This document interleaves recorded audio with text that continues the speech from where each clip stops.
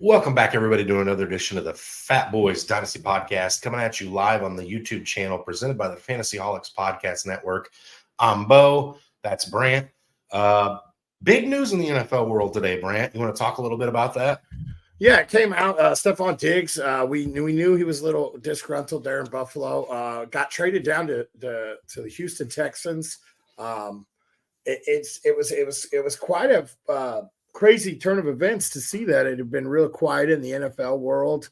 A few little signings here and there, but nothing huge. And then boom, all of a sudden, one of your top 10 fantasy wide receivers, probably top 10 wide receivers in the NFL, traded off to the Houston Texans. Fantasy wise, Houston is building what could be a fun, dominant team to watch. You got Diggs there, Nico there, and Tank Dell coming back from injury. You had CJ Stroud with a huge season this year, this past year. This is the guy you could be talking about in the top 5 QBs this following year. And then you added Joe Mixon in the best possible landing spot that he could have went to outside of Cincy is Houston, and that's where he ended up. Houston's, and then you got to think about what they did. What they added, Daniel Hunter on the defensive side, and that's going along with Will Anderson. So I mean, Houston is making some moves the last 2 offseason. Yeah, so I was going to say they're actually the first team in NFL history to add in free agency add a 1,000-yard rusher, a 1,000-yard receiver, and a 10-plus sack player this offseason. So they're just being super, super aggressive. So real quick, Brant, because I think the biggest boost that anybody takes out of this is CJ Stroud. And I know there's such thing as like a sophomore slump, and people get worried about those things. So let me ask you, in a dynasty startup, I'm going to ask you a quarterback's name. You tell me if you would take CJ Stroud in front of said player at this point in his career. Are we talking super flex or one QB? Single quarterback league, okay? Single quarterback league, dynasty startup. Do you take Jalen Hurts or CJ Stroud? I'm taking CJ Stroud. Okay. CJ Stroud, Patrick Mahomes. Mahomes, I'm still keeping. He's still my 101. CJ Stroud or Josh Allen? I still have to go Josh Allen just because he is still that guy. I know he lost his best weapon, but I still think he is that good. Okay. CJ Stroud, Justin Herbert. See this one here, this is right here where I'm drawing this line, and here's why. In a league, I'm getting passing touchdown volume, more points than normal. I'm probably going Herbert. I think Herbert has the more passing upside, but along with rushing and everything else, if you got your standard rushing, TDs, everything else, I think I go with Stroud. If the rushing, if there's no jacked up in the passing yards and everything, I think I go Stroud. If it's jacked up for points for the passing touchdowns and all that, I think I go Herbert. But this right here, that's pretty much where I'm even at right there. Joe Burrow or CJ Stroud? I'm going CJ Stroud. Burrow's been banged up way too much. I don't know if I trust him, and this is coming from a Burrow owner in a dynasty league. All right, last one. Your favorite NFL quarterback, Lamar Jackson or CJ Stroud? Is this for the running back position? I think I go CJ Stroud based on age and the fact that they added Derrick Henry. I think some of that rushing comes down over the next couple of years. So I think I go with Stroud here. Okay, interesting. I still have a couple of those guys above Stroud. I do think CJ takes another step. He cements his name in that conversation this year. Maybe supplants like a Tua or, somebody else who had success last year as well. But, man. Got one for you. Okay. We're talking the mock draft. Do you trade the 101 for CJ Stroud, or do you take Caleb Williams in a super flex? Oh, I still like the cast and crew an awful lot more in Houston than I do in Chicago at this point. And really, Caleb Williams at Chicago is pretty much the only thing we know at this point. So it's really intriguing this year with Keenan Allen and DJ Moore and potentially adding another wide receiver at that 9th pick that Chicago has. But right now, I'm going to go with CJ Stroud still. So that could change potentially. I just don't see that happening, Brandon. So speaking of mock drafts, you brought it up. you and I, along with the rest of the Fantasy Holics team, put together and did a 2-round mock draft for the rookies. We're going to talk about that today, Brant. Some really interesting things that we're going to have to talk about here. You and I obviously will dive a little bit deeper into our picks because we can talk about the mind and how it worked going into those. But there's some things definitely to talk about here when we get into this mock. Yeah, absolutely. It was fun to get done. We were able to fill it up pretty quickly and get it done last night and had some time to look at it and everything else.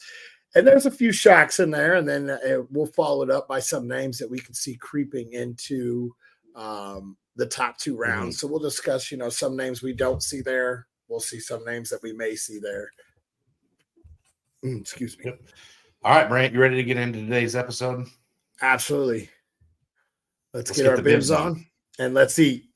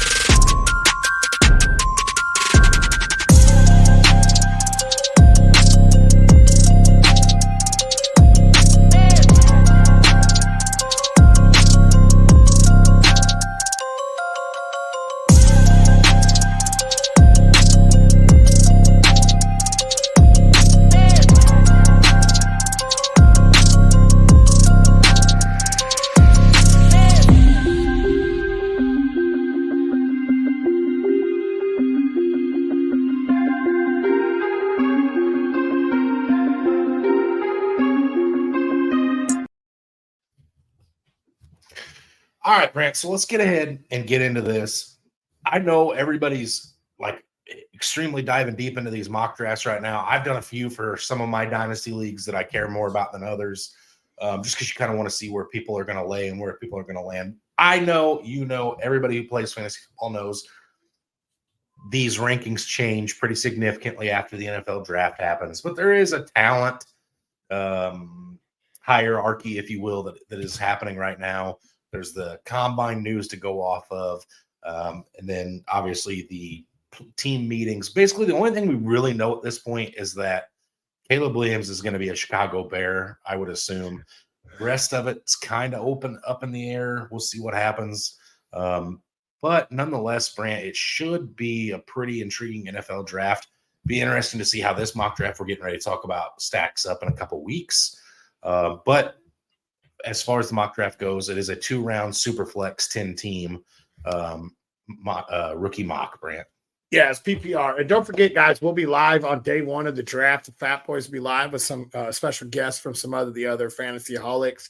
We're going to discuss every single pick, even the ones that don't have fantasy relevancy. We'll have a little discussion there. And we'll have this mock draft pulled up, and we'll talk about how some of the changes may affect that instantly as soon as that team picks so-and-so or passes on so-and-so. And you'll hear us with our Fatboyz suggestions on who should be picked. You'll hear us at our own GM way that day. So make sure you tune in. We'll be there all through the first round. We'll drag butt into the next day at work, but we'll fight through it for you guys and go through the entire first round. Yeah, absolutely. Just like we did last year. I know Patrick's going to be on with us for sure, who's definitely much more appealing to the eye than either Brant or I are, but he doesn't have near the the food knowledge that we do. So, it's a yin and yang. You got to have some healthy looking folks on there, and then you got to have, some artery cloggers like ourselves. So we'll be there for you on the draft. Brant will probably be a little less calm or a little less excitable than he was last year when he joined us for a little while at the NFL draft. So, and we also do have a fantasy holic team member going to be at the draft this year. Derek's going to be at the draft, so we may have him jump on and go live with us potentially if that's something he's interested in doing. But we will see. It's getting closer. For us in the fantasy community, Brant, it's Christmas morning, and we're striking days off that calendar. Right, we're getting closer every single day. So let's get into this mock draft, Brant. We'll go 3 picks at a time and discuss those 3 picks a little bit deeper after they're talked about. So we'll start with the 101, obviously. 101, the most obvious pick of the entire draft, Jaden Daniels out of LSU.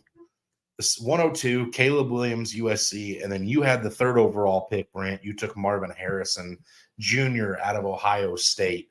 So obviously, let's start with talking about the 101 here, and then I'm going to pick your brain a little bit on your thing.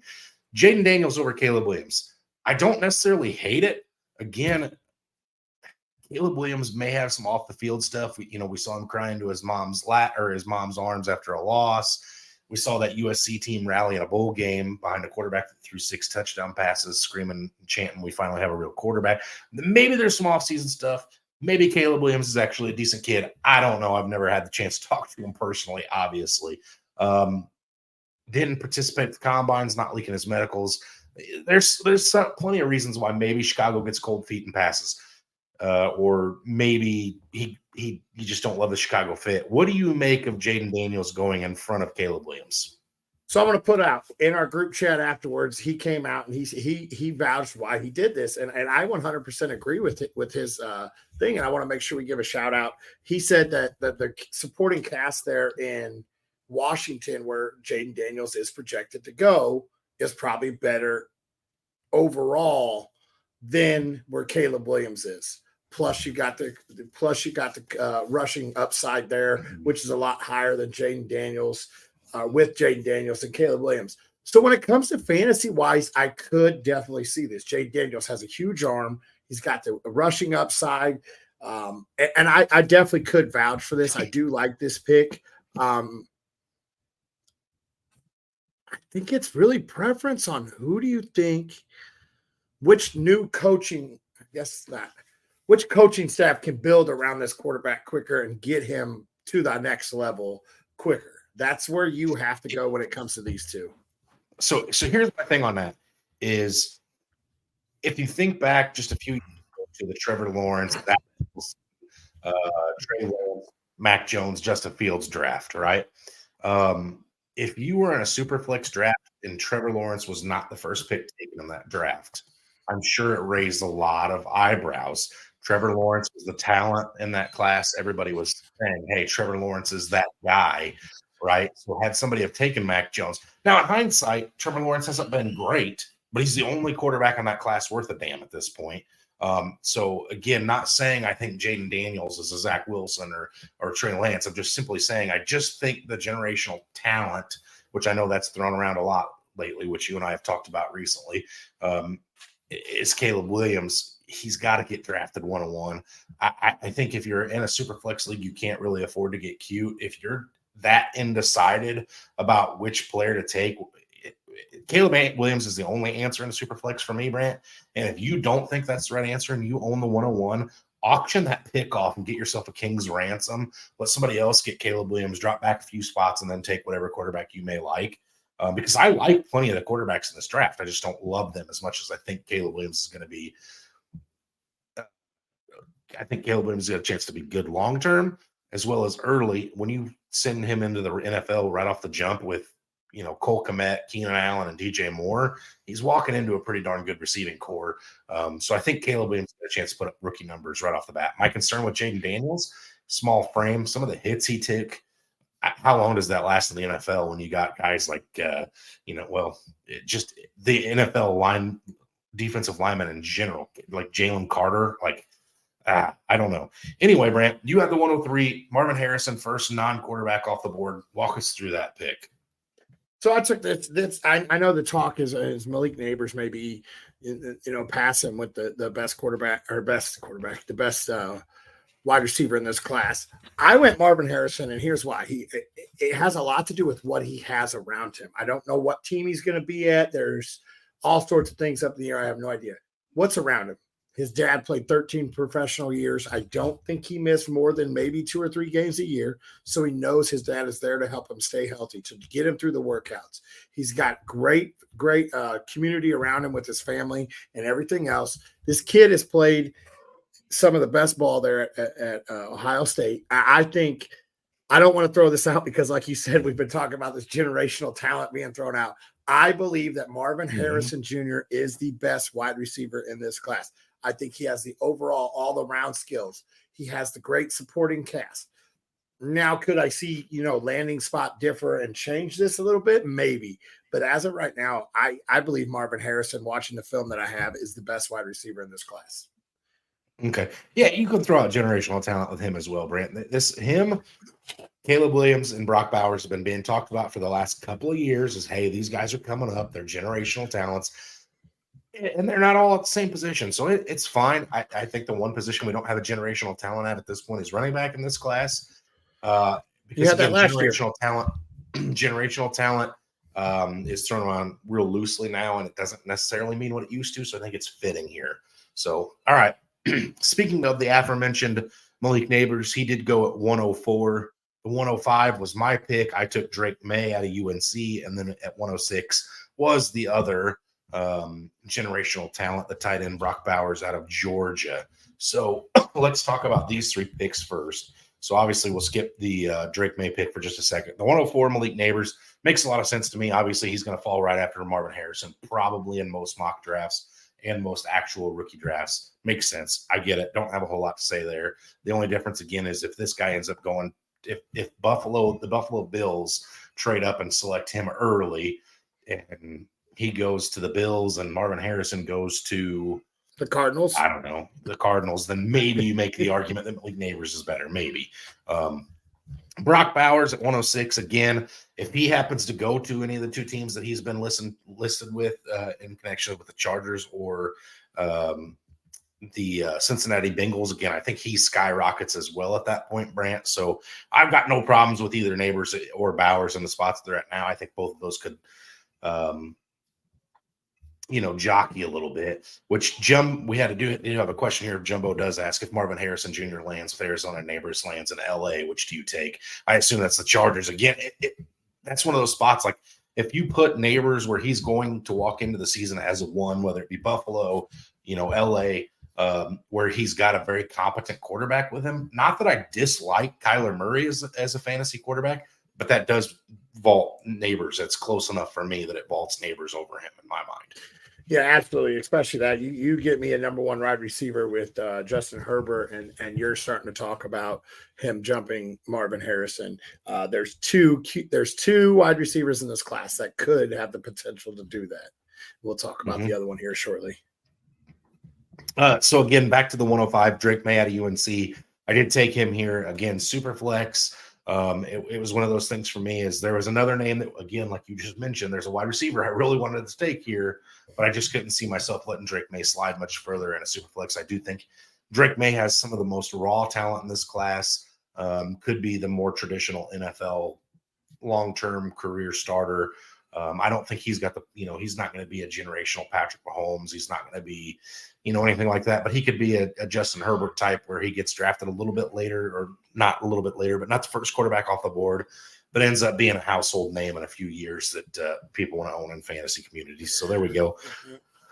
As you're sitting there at the 105, in my mind, you're sitting at the 105 in a 10-person league. It is a 10-person PPR league. You're probably sitting with a good number one QB on your roster.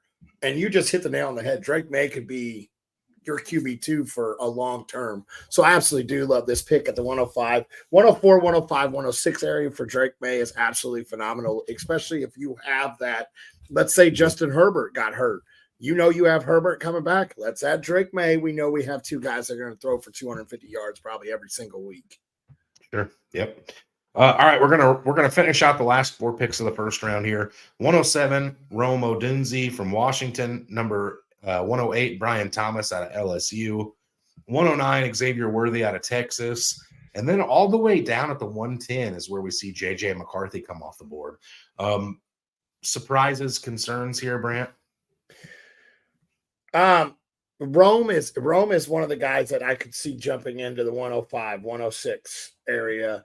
He is the other wide receiver I could see if he gets thrown into LA, that there could be some talk of him being the best wide receiver to be drafted in his class. I still don't think he has the talent level to be the best wideout, but he could end up with the best landing spot.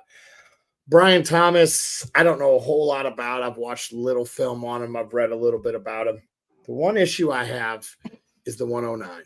And I'm sorry, this is my pops that took this, so I'm going to bag on you a little bit. This guy is the one thing that's saying, oh, he was speed demon at the combine. I think he's jumping in. to the first round a lot more. I think this is a guy that you could end up seeing slide out of the first round of the NFL draft. Could end up being a late second round draft pick. You could be talking about this guy sliding into late second rounds of rookie mocks or rookie drafts. So this is the only question mark I have is he is really landing spot dependent. I honestly believe if he doesn't get a competent quarterback, I don't know if he's really worth a first round draft pick. JJ McCarthy, I think, needs to be higher. Yeah. So swinging on the 109, Xavier Worthy, I don't have a problem with this because this could be one of those picks that he could move down if he goes to a really bad spot, but if he goes to a great spot, he could go way up. If you look at kind of the way the NFL is going and the way they're using speedy players nowadays, Xavier Worthy's got a chance to be worth something fantasy wise. If you think back to like the Tavon Austin days where it was like, hey, he's fast, let's put him in punt return, kickoff return. No, these guys are trying to get him into the offense, whether it's be end rounds. I mean, just Mike McDaniel has like really shown what you can do with speed in the NFL with Miami Dolphins. So I don't necessarily have a problem with Xavier Worthy at the 109 at this point. Like you said, it could jockey quite a bit. I do have a huge problem with JJ McCarthy falling to 10 because I do think he goes top 4 in the NFL draft. And if he's walking in to start day 1 in the NFL landscape, there's a chance he has to go higher, especially in a super flex. But I understand it. The numbers aren't there. The film isn't there on him just because he came from a college where Jim Harbaugh ran the hell out of the football, and he didn't have to put his talents on display too awful much. So I get the hesitancy there. I get it. All right. Absolutely. So first round recap of this draft, Brant. 101, Jaden Daniels. 102, Caleb Williams. 103, Marvin Harrison. 104, Malik Neighbors. 105, Drake May. 106, Brock Bowers. 107, Romo Dunze. 108, Brian Thomas. 109, Xavier Worthy. And at 10, JJ McCarthy. Moving into the second round, the first 3 picks go as follows. Do the first 4 here. Do the first 4 here. All right, yes, first 4 here. 201, Adonai Mitchell out of Texas. 202, Trey Benson out of FSU. You took Michael Penix at the 203 out of Washington, and then at 204 was Jonathan Brooks out of Texas. Okay, so this Mitchell's the guy that I could see getting into the first round over Worthy, possibly over Brian Thomas. I like Mitchell coming out. I know that, it's not all there. I do like him as a wide receiver. I think he could easily slide into a wide receiver 1 spot on a needy team. I don't think he's going to be exploding. I think you're going to see him to be if he does slide into a spot, I think you're going to see him be a decent 10 to 15 point type of guy. This is one of my favorite picks. I honestly, at the 201 is almost a steal. And the reason I ask you to do the 4 is I think Jonathan Brooks is the best running back in this class. I think Trey Benson is number 2. I think you flip-flop those. I'll let you tell me what you think of this, then I'll dig into my pick a little bit more. Yeah, so for me, I think running back's an absolute crapshoot in this draft. Honestly, Rant, I think it's going to be 100% landing spot dependent. I don't think there's any of these guys in this class that are by far and away, just in a different tier all themselves. I think the argument could be made for Jonathan Brooks had he have not torn his ACL or his Achilles, whichever it was. But we don't know what he's going to look like when he comes back from that. So that is like a thing for me that holds me back on him. And then we're going to talk about a guy a little bit later that I don't want to necessarily get too much into, but I think Braylon Allen out of Wisconsin is a guy that I think if he goes to the right spot could be the number 1 running back in this class. So running back's a complete utter crapshoot for me. I don't have him necessarily in any kind of concrete ranking right now. Yeah, I have my preferences, but as the dominoes fall in the NFL draft, just because you're the first running back drafted doesn't mean we're going to like the landing spot the best. Because listen, if you get drafted and end up going to Green Bay behind Josh Jacobs, who just went and signed a deal and then they re-signed AJ Dillon, like I'm not going to like that as much as if the Dallas Cowboys draft somebody. So like plenty of room for these running backs to change. I could see running back. We didn't have a running back go in the first round of this startup draft, Brant. After the NFL draft, there will be a running back that will go in the first round. There may be 2. There's some landing spots out there that I think running backs can go to that instantly bump that stock.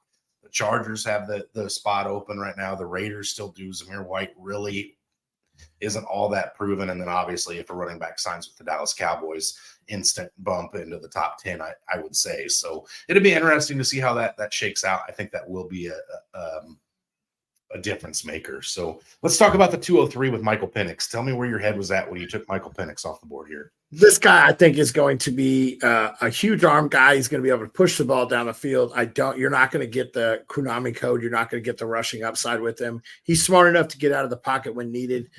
He's going to be, in my mind, as long as he can stay healthy. Yes, the question mark is all on the injuries with him. He stays healthy, and I think he's a long-term. I know his age isn't there, but I think if he slides into a starting spot such as Denver or competes there in Tennessee, or I know I'm missing some other spots that need QBs. I think he's a day one starter at a possibility, and I really think that he could turn up. And I think this is a guy that could end up creeping into the first round if he becomes a day one starter. Okay. No, I don't have a problem with Michael Penix for fantasy. I know I didn't want him for my Atlanta Falcons, but for fantasy, I think there's a chance. I don't want him for the Seahawks either. I wish him the best, and I will cheer for him. But I don't want the injury history. There's plenty of quarterback needy teams right now that are talking about drafting a quarterback. You got the New York Giants who aren't in love with Daniel Jones, but his contract has him where they can't get rid of him. So it'd be a camp battle. You got the Denver Broncos that are wide open. You've got the Minnesota Vikings that are wide open. And then obviously your top three teams with your Washington, New England, and Chicago. So there's going to be some spots where these guys fall. And it's like, hey, wait a minute. Michael Penix is a lot more intriguing than he was 5 minutes ago. So I got no problem with that. No qualms, no quarrels. All right, so going to the 205, I was on the board. I took Blake Corum, 206, Troy Franklin out of Oregon, and then at 207, his partner there in Bo Nix. So what do you make of the two Oregon players going back-to-back in the 6th and the 7th round? I absolutely love your pick. That's all I'm going to say on that one right now. I can throw my 2 cents in after you're done. Bo Nix scares the living crap out of me. It took him bouncing all around to finally get a go at it. So he scares me, and he still scares me. It's a super flex league, and that's probably the next best quarterback off the board. So I don't hate the spot. Franklin, this is a heavy wide receiver team or a heavy wide receiver draft. So this is a very good spot for him. I could see a name that we'll talk about here later in the 2nd round, jumping him. But it's not a bad pick there. Late 2nd round for him is a good area right now. Yeah, I know a lot of people have already said that Troy Franklin is this year's Puka Nacua. So just because of the similarity in stats and some of the separation and things they were able to accomplish in college. So there's that. Bo Nix, again, same thing. The argument I make for Michael Penix. He goes to one of these spots where he's walking in with a chance to be a day one starter. He's probably in a super flex. He's probably an early 2nd round pick or a 1st round pick, not the 207. Probably, again, this is based on talent right now. I would have him and Michael Penix in a tier. Coin flip, I don't care either way. I just think a left-handed quarterback's weird in the NFL. It just doesn't feel like it works. Steve Young would tell me I'm wrong, but there you go. Excuse me. At 208, we had Keon Coleman out of FSU, 209, Ladd McConkey out of Georgia, and 210, Xavier Leggett out of South Carolina. I will say first and foremost, Brant, I think Xavier Leggett and Ladd McConkey skyrocket up this draft board. I think both of these guys gain steam as we head into the full circle of the actual NFL draft. And then afterwards, I think these guys both at worst are drafted where they're at right now. Keon Coleman's the one that I'm a little iffy about. I think Keon Coleman could fall out of the top 2 rounds. His route tree wasn't as good as what we thought it was going to be. There's been some flaws that has been found when people have watched film and broken it down on him. So I think there's a chance Keon Coleman slips a little bit. Again, landing spot with him is going to be dependent. He was talked about early as one of the top 3 wide receivers, like real early going into this college football season. He was going to be one of the guys. He's obviously since fallen out. But yeah, what do you make of the 3 wide receivers in the draft? Coleman scares the crap out of me, just like you said. The thing that came out late last year before the draft was Quentin Johnston with the drop issue. Coleman has the same issues coming into this draft. I don't trust him. Even if he goes to Kansas City, I don't know if I trust him just because that entire wide receiver core last year was dropping passes left and right. I understand they won the Super Bowl, but I don't know. Coleman scares me. He would have to instantly be a starter with not a whole lot of competition behind him, i.e. Buffalo. for me to start considering him to be a mid-second round draft pick. Mhm. So the other two, I absolutely leave. I could see McConkey jumping up into the middle of that second round, nice and easy, right behind that Blake Corum pick over Troy Franklin. I like McConkey. Okay, so real quick recap: 201 Adonai Mitchell, 202 Trey Benson, 203 Michael Penix, 204 Michael Brooks, 205 Blake Corum, 206 Troy Franklin, 207 Bo Nix, 208 Keon Coleman, 209 Lad McConkey, and 210 Xavier Leggett. Now, if you draft early in your home leagues, Brant, as soon as the NFL draft is out, most of us probably didn't have Puka Nacua real high on our list last year. He went in our home league. He went in the 4th round. I know a couple of us liked him more, but we just didn't have picks that fell in the right spot. He ended up being the best pick of almost the entire draft, let alone in the 4th round. So if you're doing a 2-round rookie draft, obviously there's going to be talent that doesn't get drafted, Brant. Who's the name that didn't go in this 2 rounds for you that you're like, man, I would love to find a way to have that guy in my team? Roman Wilson out of Michigan.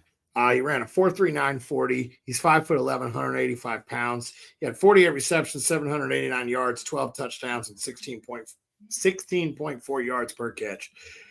Yeah, he does lack the size a little bit, but we're starting to see that in the NFL, the smaller wide receivers being able to do it. He has huge burst speed. His 40 split, I think it was like 1.57 in the first 10 yards or something. It was crazy. His cone drill was good. His shuttle run was good. He has a great route tree. He has great, strong hands for a receiver of his size.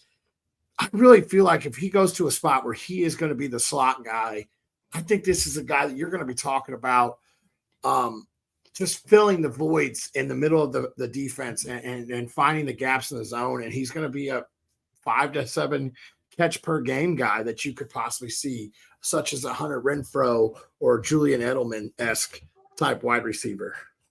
Mm-hmm. No, I agree with you completely here, Brant. I think Roman Wilson's definitely one of my favorite later.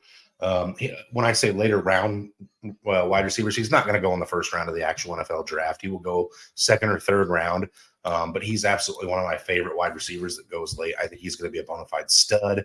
I think he could be like a souped up version of Hunter Renfrow in 2019 was that the year of Hunter Renfrow? This could be another Adam Thielen-esque player that's just super crafty in the slot, makes really good contested catches, fights for an additional yards. Probably not going to be a touchdown monster in the NFL, but he could be a PPR monster. I love Roman Wilson out of Michigan.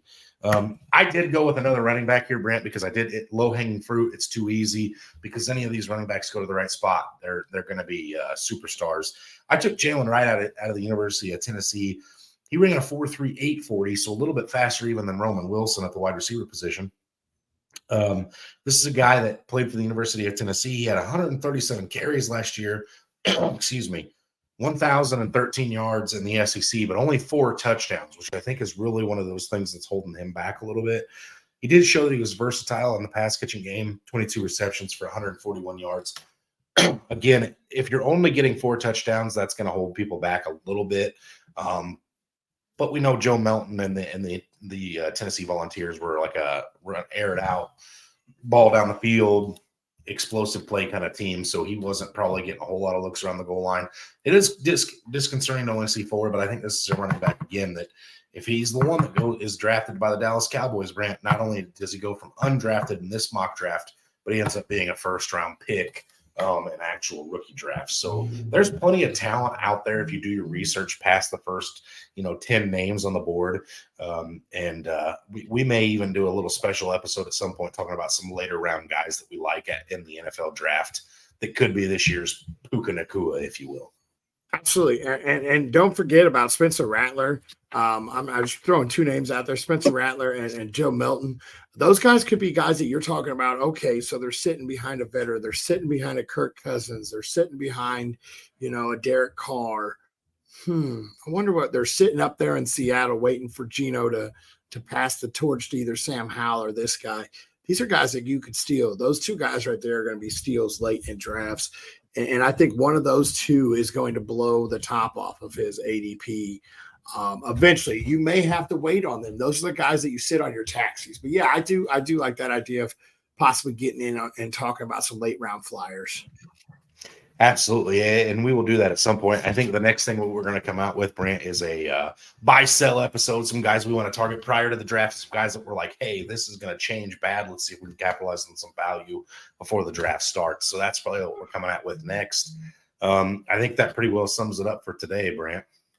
Yeah, absolutely. That sums it up. Don't forget, we'll be live. I think we said next week we'll be live with the buy sell, and then we'll be coming at you with the draft coming up, and then we'll be doing some more mock drafts, a little deeper mock drafts after the draft, breaking down some of these fits and everything else. So stay tuned with us, guys. We're going to be talking about these rookies a lot more, really digging into this dynasty time and talking about some late round flyers. But as always, stay hungry, stay fat, my friends.